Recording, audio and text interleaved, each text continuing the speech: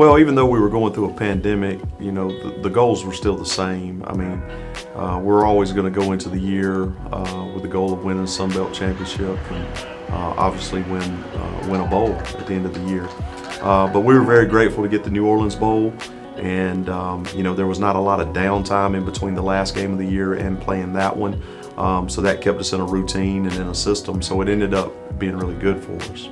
Yeah, I'll tell you, it's kind of surreal. You know, the past almost now 11 months. There's been times there, you know, there's always and there's always an ebb and flow, right, of any year, and there's peaks and valleys. And you know, as I said before, it's not one day that I'm not thankful and blessed to wake up and be here at Georgia Southern. But you know, getting to the game and being there, anytime you're in the Superdome, it makes you kind of gives you that all moment. And then of course being there you know, with Georgia Southern, and it was a pretty cool moment. So you know, it was a inconsistent season. You know, we played really good ball, and then sometimes we didn't play as well. And you know, a lot of it had to do with dealing with COVID or dealing with the pandemic.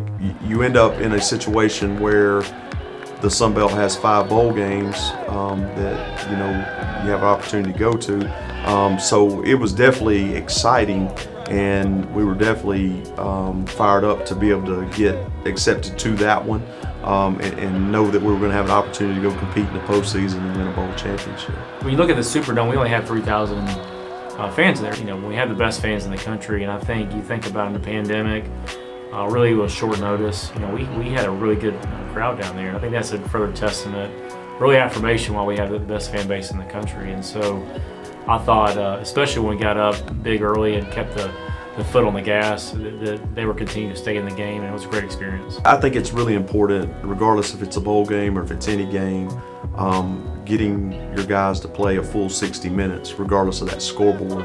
I didn't have to say a whole lot. There was a lot of player leadership going on of, we got 60 minutes and we're going to play all 60 minutes. And, you know, when you get into the, you know, toward the end of the first half and you got a decent lead, those guys were still talking that way, all four quarters.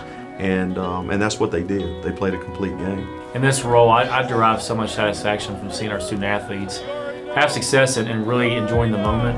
And so seeing what they went through this year and seeing them really revel in that moment and really enjoy it was really a cool experience. When you go through what you did with a pandemic, when you go through what you did with social injustice, we got a lot to be proud of. But I thought our guys were in a good place.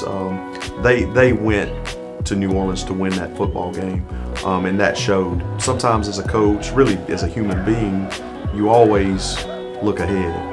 But I really, when it hit zero, I really tried to really watch our players, really watch our coaches, you know, really watch our fans.